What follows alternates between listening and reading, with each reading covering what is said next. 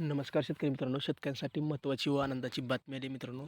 नुकसान भरपाई ही 2025ची मित्रांनो शेतकऱ्यांसाठी लवकरच मिळणार आहे मित्रांनो.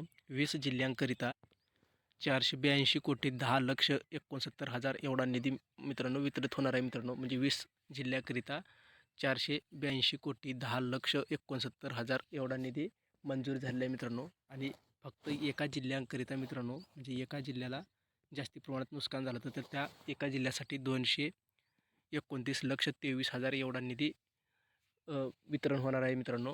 तर याबाबत एक महत्त्वपूर्ण असा जी आर आले. तर कोणते हे 20 जिल्हे आणि हा कोणता एक जिल्हा आहे मित्रांनो, याबाबत सविस्तर माहिती आपण या व्हिडिओमध्ये पाहणार आहोत. तर हा व्हिडिओ नक्की शेवटपर्यंत पहा. आपण जर चॅनलवर नवीन असेल तर चॅनलला सबस्क्राईब करायला विसरू नका. चला तर मित्रांनो, व्हिडिओला सुरुवात करूया.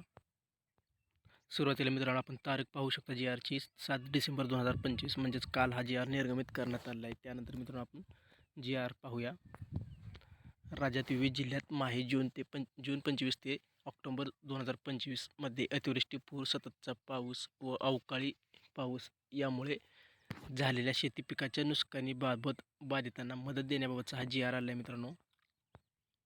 जी आरची थोडक्यात प्रस्तावना पाहूया मित्रांनो.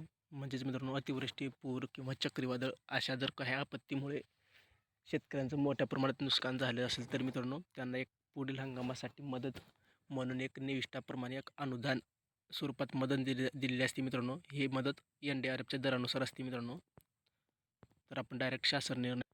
तर शेतकरी मित्रांनो, जून म्हणजेच जून 2025 ते ऑक्टोबर 2025मध्ये राज्यात विविध जिल्ह्यात अतिवृष्टी, पूर आणि सततचा पाऊस, अवकाळी पाऊस यामुळे शेती पिकाचे नुकसानीसाठी शेतकऱ्यांना मदत देण्याकरिता संदर्भातील क्रमांक 2 येथील शासन निर्णयान्वये निश्चित केलेल्या दरानुसार, म्हणजेच दर मित्रांनो 0 ते 2 हेक्टरपर्यंतच्या मर्यादेत रुपये 482,10,69,69,000 एवढा निधी आणि 2 हेक्टर ते 3 हेक्टरच्या मर्यादेत 2,29,23,000 एवढा निधी मित्रांनो वितरित करण्यास शासनाने मंजुरी दिली आहे मित्रांनो. सोबत एक प्रपत्र आहे, म्हणजे त्यामध्ये या प्रपत्रामध्ये कोणते जिल्हे व कोणत्या जिल्ह्याला किती निधी मंजूर आहे हे सोबत एक या जी आरमध्ये प्रपत्रसुद्धा दिले आहे मित्रांनो. त्याआधी आपण हे पैसे कसे पडणार आहेत हे पाहूया. आपण पाहू शकता सूचित केल्यानुसार DBTद्वारे हे पैसे मित्रांनो लाभार्थ्याच्या बँक खात्यात पडणार आहेत मित्रांनो. आधार संलग्न म्हणजेच DBTच्या माध्यमातून हे पैसे पडणार आहेत. आता आपण जिल्हे कोणकोणते हे पाहूया मित्रांनो. तर मित्रांनो, आपण 0 ते 2 हेक्टर मर्यादित असलेले जिल्हे म्हणजे 20 जिल्हे आहेत मित्रांनो. काही जिल्ह्याची मित्रांनो 2 वेळेस नुकसान झाले मित्रांनो. कालावधी 2 वेळेस आहे, जसं भंडारा आहे. तर या ठिकाणी 2दा नुकसान झाले, त्यामुळे 2दा नाव दाखवले मित्रांनो. तर या ठिकाणी शेतकऱ्याची संख्या, बाधित क्षेत्र आणि रक्कम या ठिकाणी आपण उजवीकडच्या साईडला पाहू शकता स्क्रीनवरती. व्हिडिओ स्टॉप करून तुम्ही पाहू शकता मित्रांनो.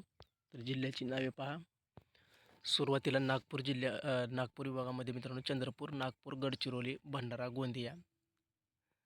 तर अमरावती विभागामध्ये यवतमाळ, पुणे विभागामध्ये कोल्हापूर, पुणे, सांगली.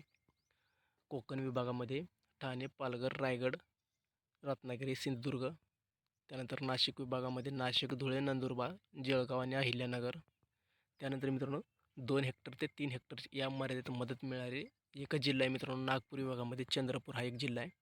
या जिल्ह्यामध्ये 2 वेळेस अतिवृष्टी आणि अतिपावसामुळे शेतकऱ्याचे नुकसान झाले. तर मित्रांनो ऑगस्ट 2025 आणि सप्टेंबर 25 हे एका जिल्ह्यासाठी मित्रांनो 2,29,23,000 एवढा निधी मंजूर झालेला आहे मित्रांनो.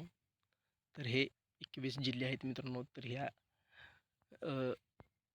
ही माहिती तुम्हाला कशी वाटली नक्की कमेंटमध्ये सांगा. आपण जर चॅनलवर नवीन असेल तर चॅनलला सबस्क्राईब करायला विसरू नका. धन्यवाद.